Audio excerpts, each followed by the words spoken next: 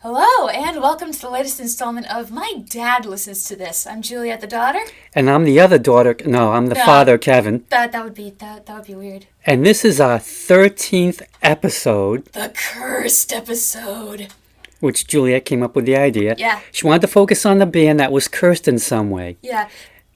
And my original idea for Cursed Band was I wanted a band where they had this really popular album that was really great, and then it got associated with a murder or a serial killer or something, and now nobody listens to that album anymore because it's too traumatic. But Dad came up with a different version of Cursed, and since it was one of the CDs we owned, I was like, okay, that qualifies, we can do that. So Dad, who are we talking about? Well, little intro stuff to how we got to that point. Okay. Our loyal listener, Peg, in Colorado, suggested Lynyrd Skynyrd. But we just did a plane crash episode with Buddy Holly. Yeah, that hit too close to home, Peg, sorry. We'll get to Lynyrd someday. Oh yeah, we will, don't worry. I had an idea for a band, but I wanted to run it by my friend Andy at work because he knows music. Hey, Andy. He first suggested Badfinger, which God knows they had a tragic history. But I don't have any of their albums in my collection, and the whole idea of this podcast is Juliet goes to my collection and picks out something by them. Yeah. And yes, I don't have any Badfingers, so some of you may cry heresy, but go ahead. Maybe he'll have it one day. You never know. Today is just not that day. Yeah. Thanks, Aragorn. Okay. His second suggestion was what I was thinking of, the Kinks. Not so much cursed, but unlucky, and possibly by their own hand or fists. When all the other British invasion bands were invading the U.S. and becoming insanely successful, the Kinks were banned from these shores for 4 years. Now, what did they do to... We'll get to that eventually when I go through the history of the band. But, that's a shame because they are right up there with the Beatles, the Stones, and the Who. And yet they have never been as successful as any of those bands, but they've been as highly influential. So, now the background stuff. Okay, throughout the band's career, the mainstays have been Ray, born in 1944, and Dave Davies, born in 1947. Okay. We call him in the States Davies, but over in Britain, they call him Davis. Well, how's it spelled? Davies. For some reason out there, the E is silent. Huh. It's probably just one of those little things to get us back for the American Revolution. Anyway, they were the youngest and only boys of the 8 kids in their family. They both learned to play guitar and played skiffle and rock and roll. Ray's friend and classmate Pete Quaife joined and played bass. They went through a lot of name changes in the early days. The Ray Davies Quartet, the Pete Quaife Quartet, the Ramrods, the Bo Weevils, and then the Ravens. Oh, that's cool. During this time, Ray was doing the art school thing, but he was also playing in other bands. He joined back up with Dave and Pete during the Ramrods days. They got a drummer, Mickey Willett, and auditioned for various labels. Eventually, expatriate record producer Shel Talmy got them a contract with Pie Records. Willett left before they signed, but the band got Mick Avery after seeing an ad he placed in the Melody Maker. Around this time, they got their new and permanent name, the Kinks. There are various stories about how the band got this name, but Ray says it came from Larry Page, a former pop singer who became their third manager. He said they had a kinky fashion sense. And I quote, "Yes, the way you look and the clothes you wear, you ought to be called the Kinks." Ray, of course, has never really liked the name. Well, who was the one that founded the band first? It's always said that it's been Dave's band and Ray joined. Probably during that period when Ray was going to art school and then finally rejoined. Okay, gotcha. So he probably had no say in the matter. His older brother was probably shut up. Well, Ray's the older one. Oh, touche. So yeah. Okay, their first 2 singles, a cover of Little Richard's "Long Tall Sally," and "You Still Want Me," a Ray original, went nowhere, and Pie threatened to annul their contract unless their third single was successful. Which turned out to be "You Really Got Me." Yeah, one of the most influential songs in rock and roll, rock, hard rock, metal, and garage rock, of which the latter would never have existed without this song. Okay. All due to Dave's guitar riff and the sound he got by slicing the cone in his amplifier. What's that mean? I guess it's like a cone-shaped thing on amplifiers and speakers. Like if you were to take the cover of a speaker, you'd see like this cone where the sound comes out. Okay. So he took a knife and sliced the cone. Oh, okay. That's and I guess he was able to get that sound. That's kind of cool. That he was looking for. Huh. It went to number 1 in the UK and number 7 in the United States. The follow-up, All Day and All of the Night, which was almost kind of sort of a carbon copy of You Really Got Me, hit number 2 in the UK and again went to number 7 in the US. Okay. In 1965, they started touring and fighting on stage. Uh-oh. One incident in Cardiff, Wales, saw Dave insult Mick Avery over his drumming. He knocked over Avery's drum kit. Mick responded by knocking out Dave with his hi-hat stand. Holy shit! That had to hurt! And he thought that he had killed Dave. Oh my god. But he just knocked him out. And so, to avoid getting arrested or being hauled off to jail or whatever, Avery later told the police that it was all part of the act. Now, why were they fighting? Like, okay, sometimes tensions in bands don't really erupt until towards the end. Was there a reason they were erupting in the beginning? Like, was it just guys being guys, or did they just... I don't know if it was too specific. It wasn't too specific, but I got the feeling that maybe Dave just didn't like mixed drum playing. Okay. I don't know. That could have been a reason. Okay. So after a mid-year tour of the United States in, I think it was 1965, the American Federation of Musicians refused permits for the Kinks to appear in concerts for 4 years. Because of their fights? Well, let me get to that. Oh, so from 1965 to 1969, they were effectively banned from touring the United States at the height of the British invasion. Oh, that had to hurt. When, like, girls everywhere were just losing it. And although neither the Kinks nor the Union gave a specific reason for the ban, at the time it was widely attributed to their rowdy onstage behavior. It has been since reported that an incident when the band were taping Dave Clark's TV show Where the Action Is in 1965 led up to the ban. Ray said in his autobiography, some guy who said he worked for the TV company walked up and accused us of being late. Then he started making anti-British comments, things like, just because the Beatles did it, every mop-top, spotty-faced, limey juvenile thinks they can come over here and make a career for himself. Holy shit, why didn't he just say that they have bad teeth while he's at it? Following which, a punch was thrown. Doesn't say specifically who did it, and the AM and the AFM banned them. So don't mess with the Union. No, don't mess with unions at all. But reading this, you would have thought it would have been the Stones or the Who, but apparently they knew how to behave on stage.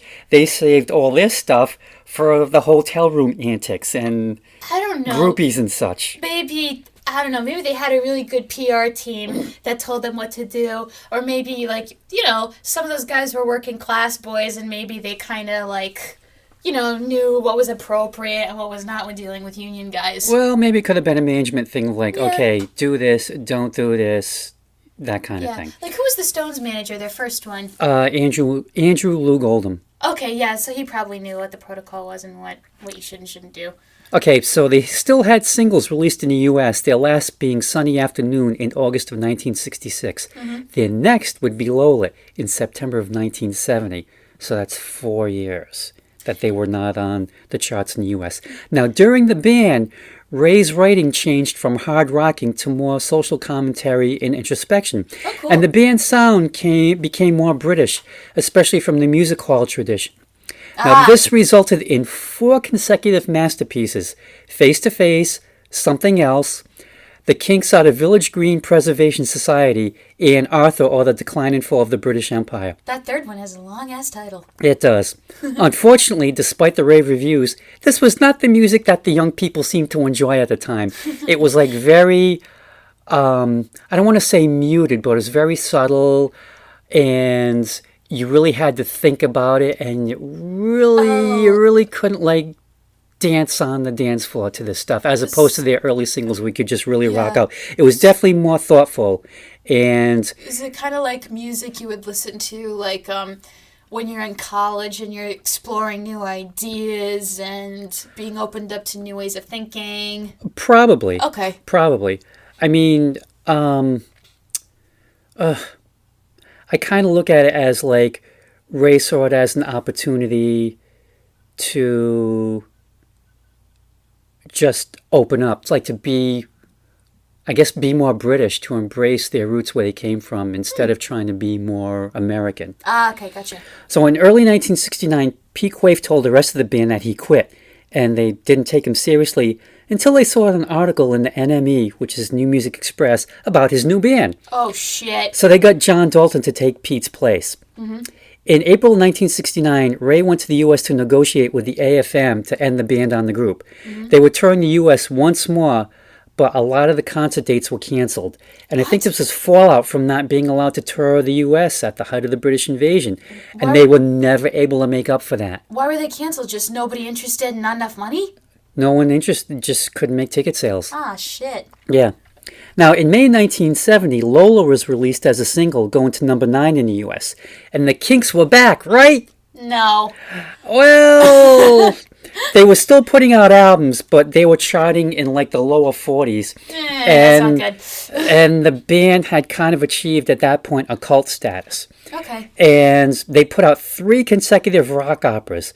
Preservation Acts 1 and 2, The Kinks Present a Soap Opera, and Schoolboys in Disgrace. Now, those sound cool. They were all on RCA. Okay. They went through a lot of different labels. When they signed with Probably Ariston punched everyone in the studio. in 1976, they went back to their hard rock roots and eventually got a top 40 hit once again in 1978 with A Rock and Roll Fantasy. Now, also around this time, bands were covering their songs. The Jam did David Watts. Yes, I love that cover. Oof. Was kind of unusual because it just seemed like they would have done a Who song. Because they just had that sound, but nope. But I can't hear anyone else doing David Watts. That's the first version I ever heard. The Pretenders did Stop Your Sobbing, and Van Halen had their debut single of a cover of You Really Got Me. Oh, that sounds cool. Back to the Pretenders for a minute. Ray and Chrissy were a volatile couple for a while, and they actually had a daughter. Okay. Oh, so he was... Wait, Chrissy's one of the Pretenders Chrissy Hind. members? Yeah, okay. She was the lead singer. And the funny thing is, like, she was from Ohio, and like when she went to England, her goal was to, have her own band and to meet Ray Davies. And son of a gun, she did. Did it. Good for her. Apparently, she met a lot of Ray Davies. Having a daughter. Oh, yeah. Oh. In 1981, they released Give the People What They Want, which went gold, and the song Destroyer, which was kind of sort of a rip-off of their own All Day and All the Night, did well on classic rock radio. In 1983, they had their biggest hit since Tired of Waiting for You way back in 1965. Shoot. And that was called Come Dancing. Okay, because, I think I've heard of that. Yeah, you'd know it as soon as you heard it. And I think it was also because MTV helped. They were just playing every video by everyone. And I got to say, Come Dancing is also one of the favoriteest songs for Portuguese people to dance to. It's got that little organ hook, which sounds very Portuguese. Sounds like Fado almost. I've been to parties where as soon as they play that song, out comes the vino.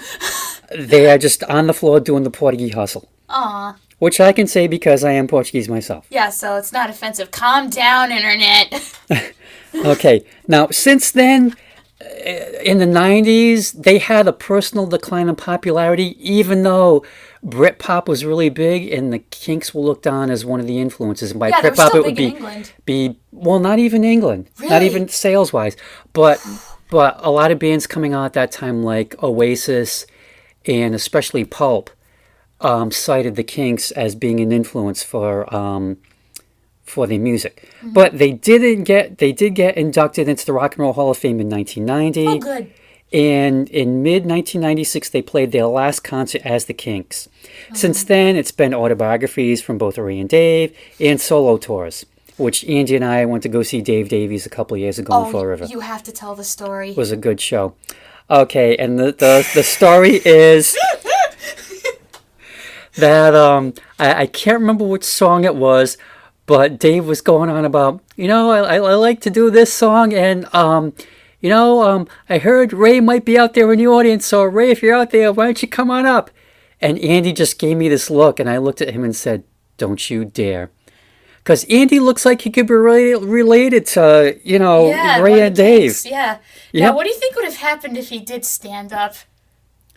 I have absolutely no idea, but I think Dave probably would have reverted back to his punching ways. Yeah, probably. Now, Can you explain a bit of the feud between the two brothers for those who may not know? It's just, arguments on stage. I don't like the way you're playing. I don't like the way you're singing. Fisticuffs, that sort of thing. I mean, they're not that was one of the things that the band Oasis, I guess, inherited from the Kinks, because Lee and Noel Gallagher would also fight on stage as well. Okay. Probably one of those brotherly sibling rivalry things. Has there been a détente recently?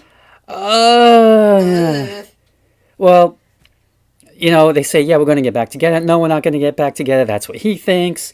Anyway, getting back to the rest of the history. Pete Waif died in 2010, and every few years they've threatened to reunite.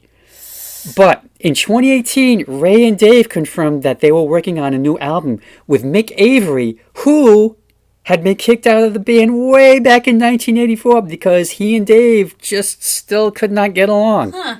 So nothing's come out since that announcement was made last year, so we'll see. You never know. Now, conjecture time. If they had not been banned, would they have been as popular as the Beatles, Stones, and Who? And would the band still have changed their musical style from the hard rock into music hall? And part of me thinks the band freed Dave, again, from having to pander to American tastes. He decided, you know what? I'm going to be British. I'm just going to embrace my roots. And we can't go there anyway. And I think that 4-year absence from the United States turned the Kinks into the most British of the British invasion bands. Okay, well, they didn't invade, really. Well, they started at first. I mean, they got there, up until 1965. They snuck in and then they got kicked out. Yeah. So the album that we are going to be doing is the Kinks' Greatest Hits, and this was released in 1989 by Rhino Records. It's mostly in chronological order, and it covers the band's first 2 years from 1964 to 1966. And as old as this disc is, 30 years old, it still sounds great. You ready? Go ahead. Let's do this. First track, of course, What Else? You Really Got Me. Now, whoever does the lead guitar instrumental is an excellent player. That would be Dave. Yep. And the bass player... That would be Pete. Yes, I'm prompting you. Pete really knows how to keep a listener invested by playing the notes of the chorus over and over on his bass. I remember first hearing this song in a movie. I think it might have been The Parent Trap when they're at summer camp, but I can't be sure. I remember thinking the chorus and the harmonies on You Really Got Me were insanely catchy and recognizable. The You Really Got Me. But I was surprised the song didn't convey the energy of the chorus all the way through. Then I realized what the song was, in my opinion, what the song was doing by starting out soft and crescendoing to a scream. It's capturing the building lust of a teenage boy. A decent song, but quieter and more polite than I expected. I guess I was thinking the Kinks would be more akin to the Stones or would be more bitter considering, the two brothers grew to despise each other. Wow, quiet. Wow, I'm surprised. It's never like... they had a lot of grit from what you would tell me because, they were fighting on stage. So I guess I expected them to have more rage in their music because, I don't know, where else were they going to put it? You, my friend, need to turn it up to 11. All right, Spinal Tap. I mean, that is the guitar riff that launched 1,000 bands. No, I know. And ooh, I like that. I think it's... You come up with that by yourself? Yeah, I did. Yeah. And its influence just can never be overstated to the importance of rock and roll. And I love when you just listen closely, like how there's the tiniest bit of feedback each time it's played. I think I can hear that, yeah. And, it's dirty, it's grungy, it's impolite, and it's not cute. And there's no way George Martin would have let George Harrison play anything like this. And the lyrics are great, too. I mean, it is just so primal. And every time I hear it, I got to turn it up. And, Van Halen, they did a cover version of this, which is great. But, man, the Kinks version, it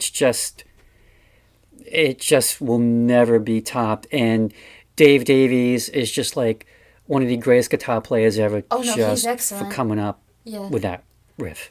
I still want to hear Van Halen's version, though. That, I'm sure, is interesting. Oh, I've got that. If you go on my iTunes, you can call up and play it. Okay, cool. All Day and All of the Night. Again, Dave Davies. Holy shit. The opening of this song sounded, you were right, it sounded way too similar to You Really Got Me, like a carbon copy. And I can't help but feel that those opening notes have been used for other songs. Now, I don't know why. You might think me crazy, but it reminded me of the opening for Crazy Train by Black Sabbath for some reason, like the dun-dun, dun-dun, dun-dun. I'm like, this sounds familiar. The screams and sort of nya-nya noises the band members make also seem to have been used by a lot of rock bands as well. So again, you can see the influence. Well, yeah, it's those snotty rock and roll upstarts with their nya-nyas. Yeah, which we'll see more of later. The only part of this song that was really memorable was the singer's voice, because his sound is so distinct in that he has an unplaceable accent when he sings. And he doesn't sound like any British dialect I've ever heard, so why is he singing like that? This song also ended pretty abruptly, and I caught myself thinking, oh wow, it's over already? Oh, okay. Mm-hmm. Yeah, I mean, it's almost an identical rewrite of You Really Got Me. Yeah. And I hate to admit it, but sometimes I get the two songs mixed up. But the difference is, like, this time, Ray sings along with the riff instead of, like, against it or over it, if that makes sense. Yeah. And it's just a shade less primal than its predecessor, but it is just as great. And yeah, you're going to hear that riff a lot, but it's my thing is, you know what? They came up with that riff. They can do whatever they want. Okay. Because it just never, ever gets tired, to me anyway. I mean, it just doesn't. Okay. Set Me Free. The first song that I really, really like. I could tell by the opening notes that this song was going to be different from the previous two, and I was instantly singing along to the chorus, even though this is the first time I've ever heard this song or ever remember hearing this song in my life. It just stands apart from the first two, and the dun-dun sounds, they really hook you in. The singer's voice is also adorable when he tries to hit those high notes with his falsetto, but he can't quite hit it and just misses the high note and falls a bit flat. It kind of reminds me of like when you see middle school put on a junior production of a musical, and they don't quite have the high notes, but they try anyway, and they just have so much heart that it's cute. And it's a pretty good song, but do you think he ever got set free? I don't know. But, okay, one thing, like you said, you really like this song. Now, I've heard this song so many times, but when I actually, like, really listen to it for this podcast, have you ever noticed how much this sounds like Ticket to Ride? In terms of what? Just the sound. I'd have to go back and listen to it. You would have to go back and listen to it, but you do and think of Ticket to Ride, and they are just so very similar sounding. And my thing is like, yeah, Ray's got it bad for this bird who just has him on a string, and and I just love the way he says, free, free, free, free. It's like he's almost, yeah, it's almost like he's like, about to like, he's begged so much that he has like nothing left, and nah, she's just not gonna set him free. Yeah. She's just got him under her thumb, baby. Who will be the next in line? I was immediately disappointed when the opening notes began. After hearing Set Me Free, I was looking forward to like, ooh, maybe we'll get another song that sounds different. But this just reverted to the quality of the first two. The singer sounds so disinterested in who this girl is, that who this girl will pick, that I became disinterested in the song. He sounded pissed, but casually pissed. The true epitome of not giving a fuck. I will say, though, at first I thought he was bitter because... At first I thought this song was about how the Kinks missed the British invasion, and this song was about him wondering which British band would conquer America because the Kinks would never be able to, who will be the next in line. Ooh, that's interesting. Yeah, I like that. That would have been an interesting song. I want to hear that version of this. Uh-huh. Mm-hmm. Well, I bet it's a long line. Yeah. I like the piano that's in this song. Yes. And I'm not sure if that's Ray playing or if it's Nicky Hopkins, who was like this session player who just played for like everybody in the 60s. Okay. And yeah, I think you're pretty accurate on like the way that he comes across, like, he just doesn't care. Yeah. He's really disinterested. It's Really kind of apathetic. like, yeah, I'm out, and yeah, whoever it's going to be next, yeah, good luck to them. But then I think, well, if he really isn't that interested, why does he need to know? Is it to warn this guy, like, yeah, look out, pal? Or it's just like, yeah, I'm going to keep an eye on him and see if anything, turns out different. And if it does turn out different, what the hell? Why wasn't it me? Or maybe he's just like, listen, just tell me that there's somebody. Just tell me that there's somebody so I can frickin' leave and get out of here, okay? Just pick somebody. Yeah. Okay, come on now. This song made me laugh because I thought this song was the Kinks' attempt at beach rock, like the Hawaii Five-0 theme or the Beach Boys, in the sense that this song is like, hey dudes, let's go have some fun at the beach. At least that's the way it sounded to me. I don't remember too much about this song. Oh no, I broke my dad. I don't remember too much about this song, even after having just listened to it, but it seems to me like the Kinks wouldn't be really good for having an innocent fun time like teens cut out of a 1950s teeny bopper movie. Yes! Oh, okay. It seems to me like the Kinks' version of fun is more like grabbing a pint and clubbing with some girls in 60s miniskirts. A song about that sort of fun would have more grit to it, and I'd listen to that one. Now, Dad, why did I break you?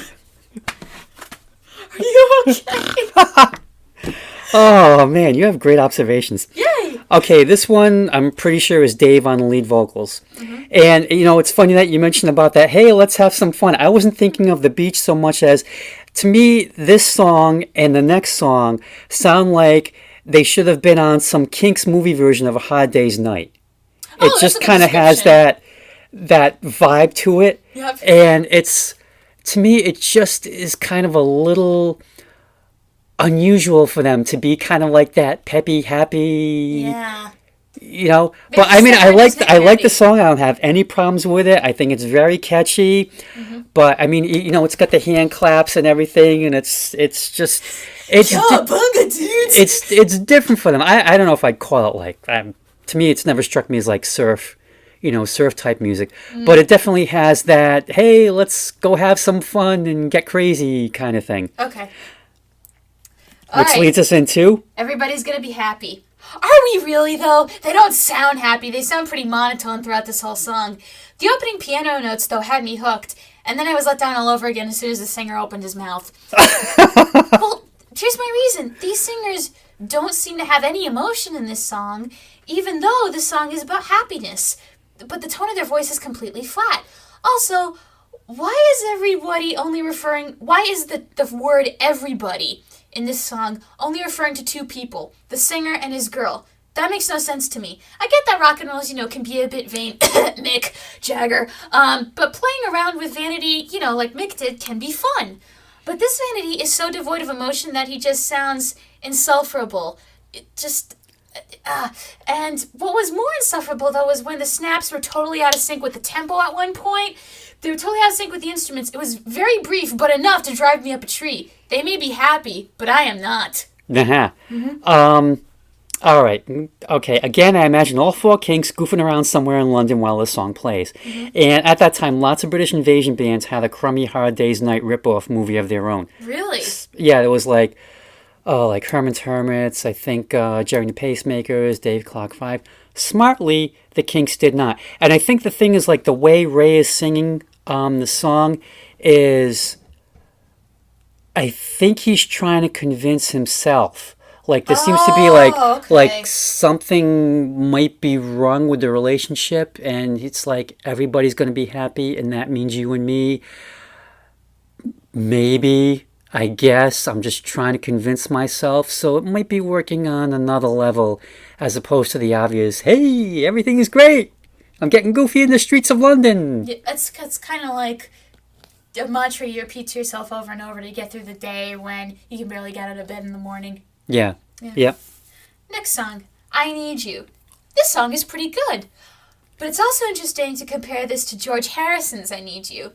George's I Need You is written from a man who is very much in love with a woman, and you can tell his hurt is genuine. This one feels like a cheaper knockoff, but in a good way. Like, I found myself scoffing at this guy because this song seems more like a half-assed apology from a dickbag that cheated on his girl and just wants her in his life so he can get in her pants. No, tell us how you really feel. By God, he's going to toy with her emotions. So this song is fun in the context that because you kind of want to hear what this guy is going to say to make it up to the girl and how he'll fool her. It's like, okay, what's his next move going to be? This song is better than the previous ones, and it does sound similar to a lot of the songs on this collection, but it's good nonetheless. Mm-hmm. Yeah, to me the opening sounds like a lot of psychedelic songs from the 60s, like our garage songs. And again, they just had that massive an influence. I mean, just simple riffs like, hey, anybody can pick up a guitar and play this, but can you go beyond it? And And I look at it as like another "You Really Got Me" spawned. And hey, they might as well get everything out of that riff. They came up with it. They're gonna use it. And to me, it's like the lyrics are so over the top. Especially where I need you more than anybody else has needed anyone before, and he is so serious about that. Yeah, but at the same time, you're like, hold it. Yeah, take a breather, maybe. All right, till the end of the day. Oh, God, I love this song. This is another one that sticks out on this album because it's unique to all the other tracks. Again, lead guitar, Dave Davies, is fantastic. The chorus is catchy, and the harmonies are on point. This song does not sound phoned in at all. The best part is towards the end where the tempo increases in speed, because I could tell the song was about to come to a close when the pace started picking up, and I found myself not wanting it to end, but also not wanting the speed to become too out of control, but not wanting the ride to end. The last notes just hang in the air with a wonderful chord, and this song manages to pack in a hell of a good time in just over 2 minutes. Oh, yeah, and I look at it as like, You Really Got Me strikes again, and I have no problem with that. I mean, this song is as catchy as a cold. And again, this song could have come from the Hard Day's Night movie that they never made. And I just like the dun dun dun dun dun, and the whole, it's just infectious. And then, like you said at the end, it just speeds up, and it's like, maybe it's because the day's ending and they got to get in everything before the day's over. Yeah, everything. Everything. Yep. Tired of Waiting for You.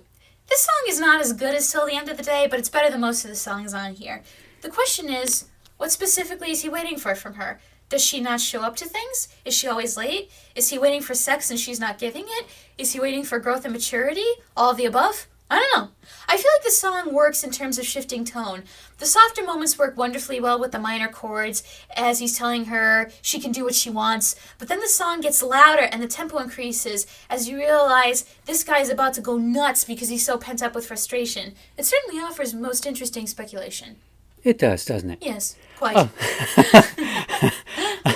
And the thing that got me, I just noticed, like, even the way that the band plays, like, the music sounds tired, but I don't mean that in the bad way. It kind of, like, goes along with, like, I'm tired of waiting for you. Yeah, like he's supposed to be tired.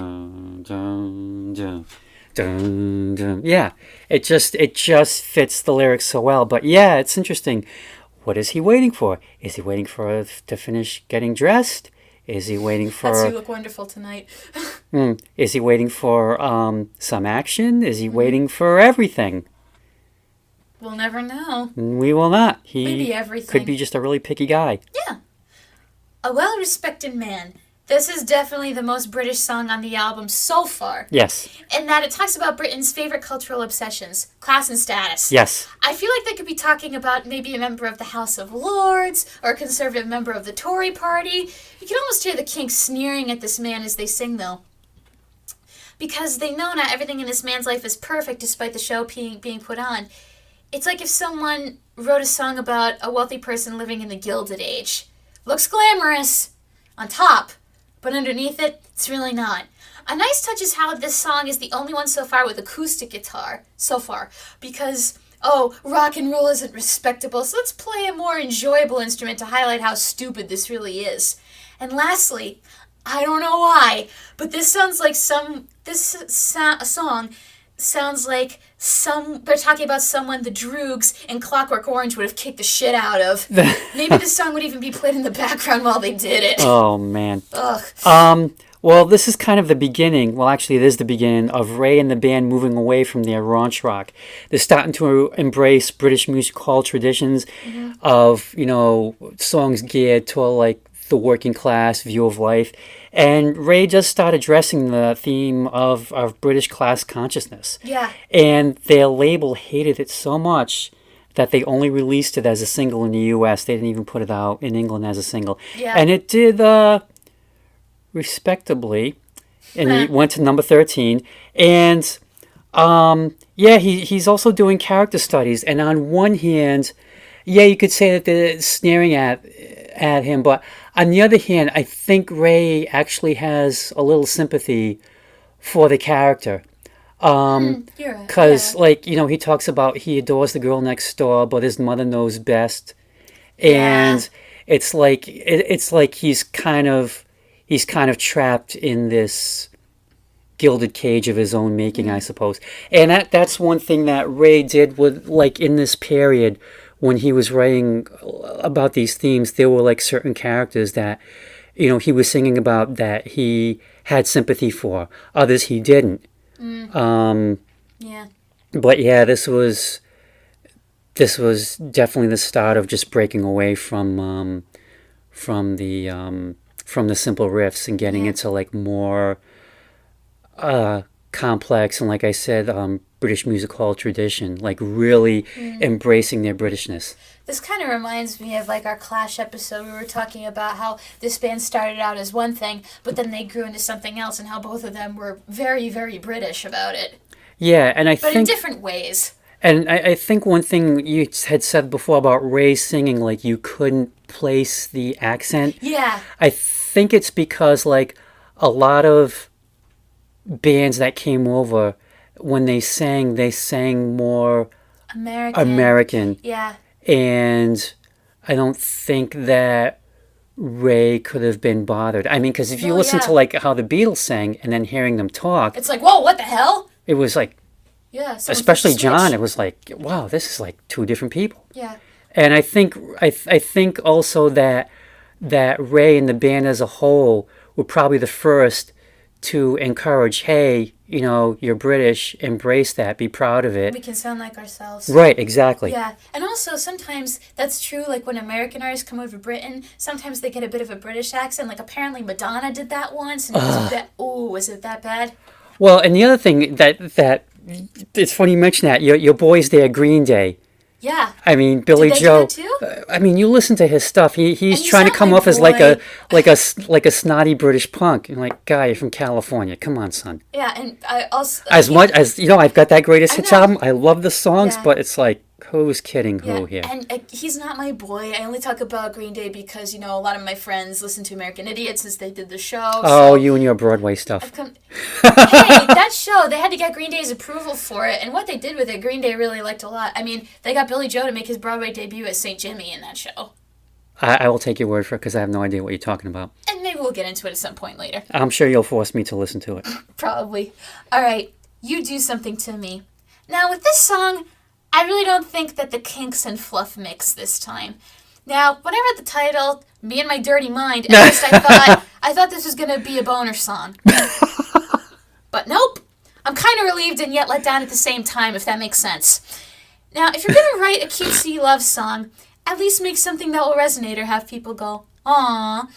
This song feels like a fluffy teeny bopper song that should have been done by a group like the Beach Boys. That probably would have been more successful. It just doesn't feel like the Kinks are buying into any of what they're singing about, and that they should be singing, like, songs like a well-respected man that have more grit, more texture, more substance. Once again, this feels like a song where they're kind of phoning it in a little. Well, like I said, I mean, at the beginning that this is in sort of chronological order, and this, I think, was before a well-respected man. Okay. I think, I'm not 100% sure, I'd have to go back and look at the release dates. But I look at it as kind of like, it's kind of Beatlesque, except that Mick Avery's a little tougher on the drums than Ringo. Yeah. And I think it might have been, well, hey, you know, maybe management said, hey, this is the kind of music that the kids are listening to. And maybe there is that half-heartedness that goes with that of like, maybe Ray was at the point of like, oh, you know, I think I kind of want to do something different. It's the point where it's no longer about making music. It's the point where it's about making a buck. You gotta make a living. Yeah, which is, that always sucks. All right, You Still Want Me. Now this is a fluffy song that feels genuine and believable. I've definitely heard this song on the radio because I instantly recognized the chorus and sang along.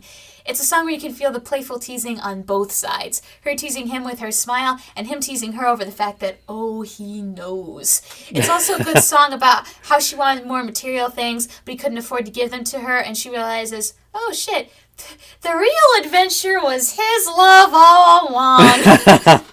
And I love how the girl is still with the other guy, but she's giving the first guy every signal in the book he can come and take her back. Very fun and cute, but still meaningful. I mean, I've never really had much to say about this song. I mean, it's there. It doesn't suck. That's kind of about it. Okay, you can just say that. Yeah, I mean, it's my favorite song in the world by them, but, you know, I don't mind it. Yeah, All right, moving on. Stop your sobbing. Okay, I get that this guy is supposed to be comforting this girl, and he doesn't want to see her crying because he cares. Comforting? Well, I'll explain more. He still sounds like a major dick. Like, he's not even trying to figure out why she's sobbing. He just sounds so uncomfortable. Like, I get that there are some guys who, when women cry, they kind of don't know what to do or how to act. Dad's raising his hand. That's me. It's like, just sometimes, just sit down and don't say anything. Just pat her on the shoulder. And go, there. Don't say there. That's just, you just gotta let her get it out. It's kind of patronizing sometimes. But sorry, dear. It's okay. But no, not you. Oh, I know who you're referring to. I'm like, you're still learning. But anyway, back to the song. It's like, dude, don't tell her to stop crying. Just give her a hug and shut the hell up.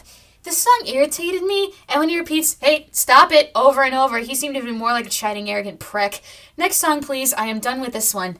Okay, yeah, when Ray sings stop it, I mean, he sounds pissed. He's like, had it. Like, stop it. And then you're making me uncomfortable. The big question is, why is she sobbing in the first place? We don't know. Uh-oh. Is she pregnant? Is there some sort of abuse going on? Was there a fight? Do you want me to give you something to cry about? Because I'll give you something to cry about. Oh, no.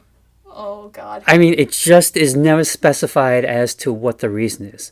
Another thing, this is just, doesn't really have anything to do with the song, but on this collection, this is the only song on here in stereo for some reason. Maybe it was recorded in true stereo.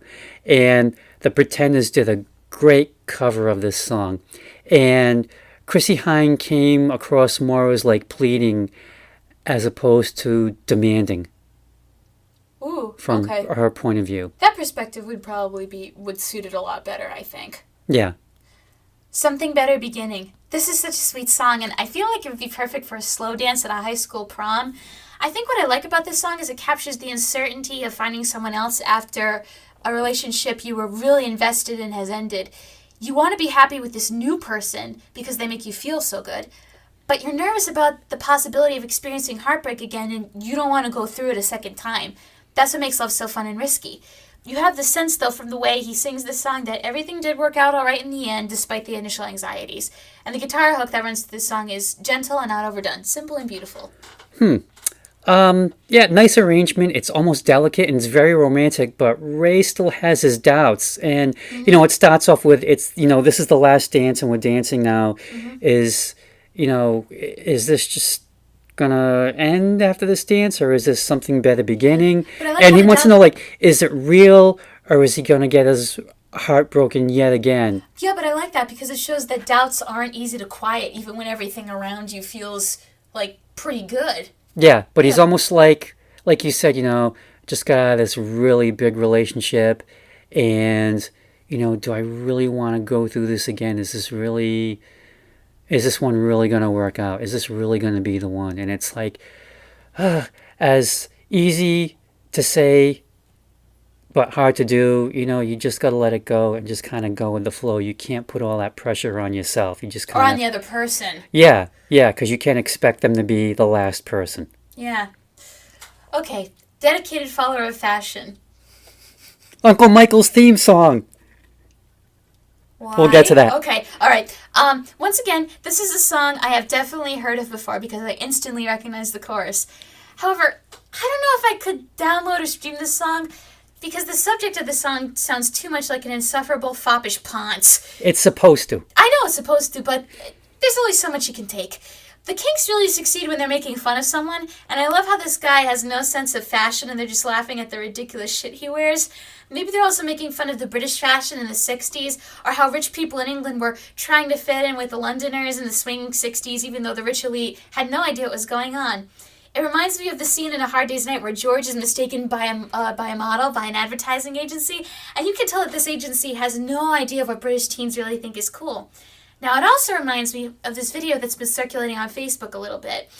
It's of this Englishman who's 20 years old, and he refuses to dress in modern clothing and will only dress in an 1800s top hat and tails with a frock coat and walking stick, looking like a character that's walked right out of Middlemarch. Fascinating subject, but a song that's really best for like a sing-along at a bar or during a car ride. Okay, now how the hell is this connected to Uncle Michael? Well, not so much for the clothing, but for following whatever was in at the time. Like, he always had to get, like, the latest or the greatest or the hippest or whatever the kids said back in the 90s. That must have driven And him nuts. I think he's matured beyond that by now.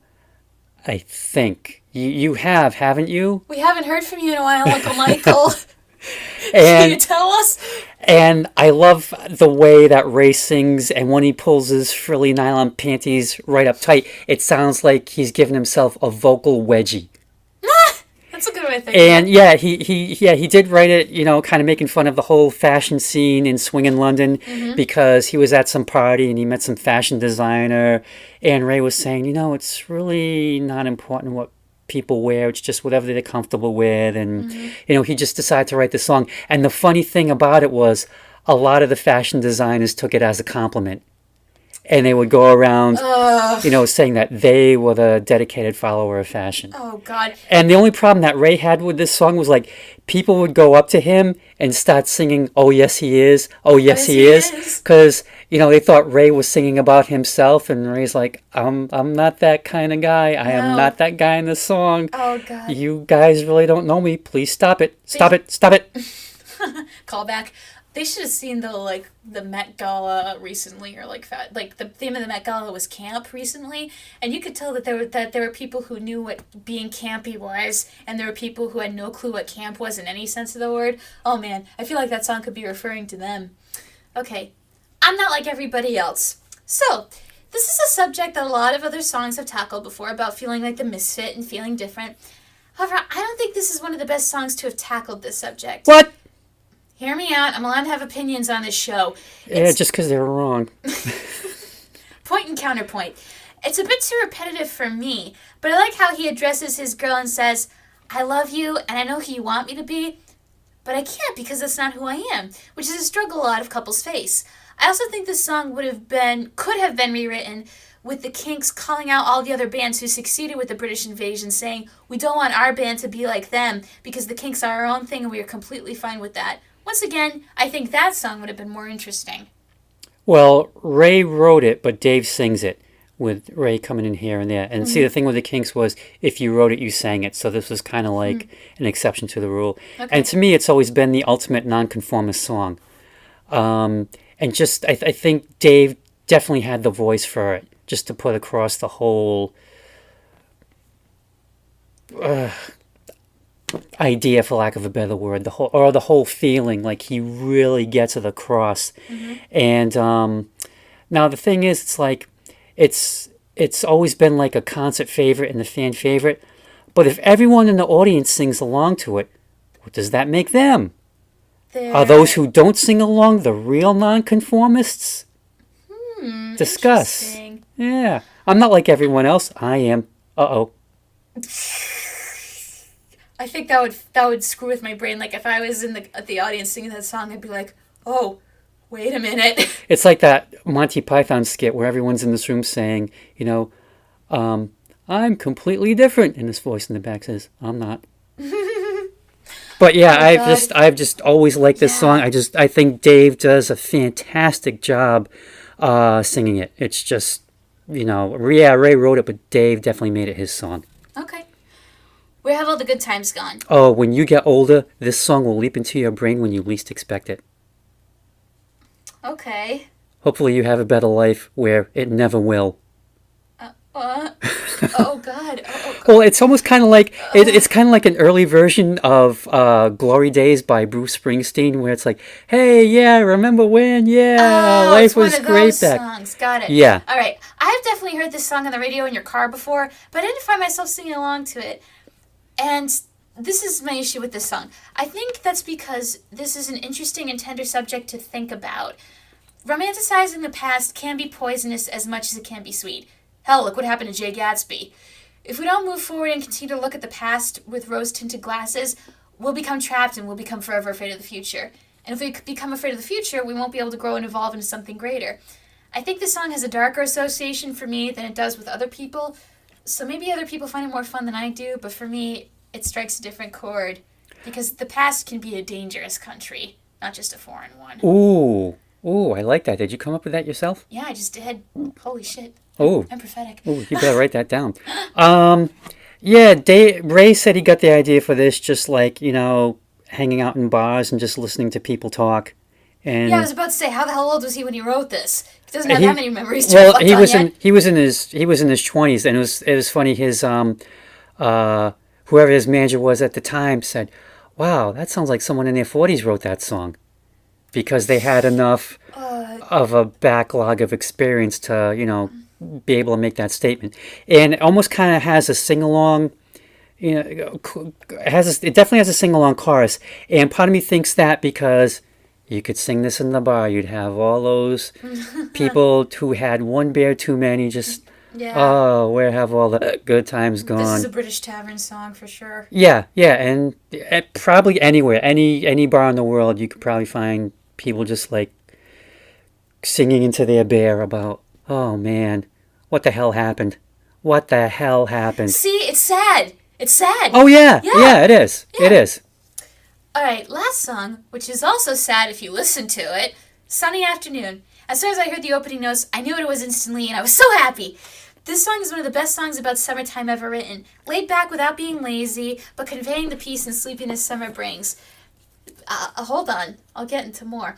The slide the singer does on the low notes are fun to listen to, and the harmonies are easy to sing along with. You can switch from high to low, no problem. But then the initial thing kind of wears off, and you realize this song is a lot darker than people really know, because once you start listening to those lyrics, you realize this isn't a song about summer, it's about a man who has lost everything, and I guess as long as the weather's nice, he's not going to get too riled up about it. Anyway, great song and a great closer to listen to. Oh yeah, and this is yet another step in the music hall direction, and this is kind of like the well-respected man the morning after. Ooh. And it's like that opening doom doom doom progression imitates his downfall. Ooh, I like that. And the first thing is the tax man's taking all my dough. Like tax man. Around the same time, they were just getting the crap taxed out of them. Yeah. But that seems to be only one of his problems. His girlfriend's going back to his parents, taking his car. But you know what the thing is? The way he sings it, he really doesn't care. He's just sitting there sipping on his ice cold beer. All he has left is this sunny afternoon. Yeah. And, just it's like Taoism, just go with the flow. Yeah, and it's like, to me, like this character he is, as the British say, a bounder. Yeah. A cad, if you will. A cad, very much. Quite. But yeah, it's like, I ain't got anything else, but, I got this beer. Sunny afternoon. Yep, but what happens when the sun goes down? It's time to face reality. It's werewolf time! No. Gonna fight him and tear their throats out! That would be Mediocre Fred. Oh, I love Mediocre Fred. I can't wait for if we ever do a Smothers Brothers episode. That'll be fun. But anyway, yeah, this is just, like you said, it definitely gets darker because it's like, well, what are you going to do after the sun goes down and the beer's gone, guy? Mm-hmm. You're still stuck with paying the bills and probably everything is just going to get, repossessed. Yeah, night comes and the responsibilities kick in. Yep. So that's it for this collection. Yeah. And it's a great band, but never as huge as they should have been. And if you are looking for more albums to listen to by them, like if you're interested in the like the music hall tradition, I definitely recommend the Village Green Preservation Society. Okay. Or if you're looking for a decent overview, I've got it on iTunes. I've got the Kinks Chronicles. Okay. And or is it the Kinks Chronicles? Either one. But it has like a lot of great songs like Susanna's Still Alive, Dead End Street, Days, Waterloo Sunset. I mean, just really great stuff that no one else was doing. No one else was doing, just them. And yeah, they pay the price for it, but they definitely stayed true to themselves. All right. Well, hate to burst your bubble. No. Overall, this album is okay. A few of the songs sounded a bit too similar to each other. No, way too similar to each other. Well, But with each track, you could tell that this band was growing with the passage of time, so that kind of disappeared a little bit. I wouldn't say this band is a B in a world of A's, more like an A- in a world of A+. I can see why people like the Kinks, but I only like a few of their songs. Not something I would listen to all the time, but something I would have to be in the right mood for. Do I recommend you listen to it? Yeah, sure. This band has a totally different sound from the British Invasion, so you might find a new band to love, or at least a few songs that may surprise you. I think you either love the Kinks or are kind of just toward them, and I fall somewhere in between. Yeah, I mean, I think the reason that, you said a lot of the songs sound the same is because that was their early sound. Dave came up with that riff, and they were just going to work it into the ground. Just like Bo Diddley had his Bo Diddley riff, and he was just going to do that for he's Bo Diddley. Every single song. He's Bo. And, what was it you just said? Yeah, they definitely had their own sound. They definitely embraced their Britishness.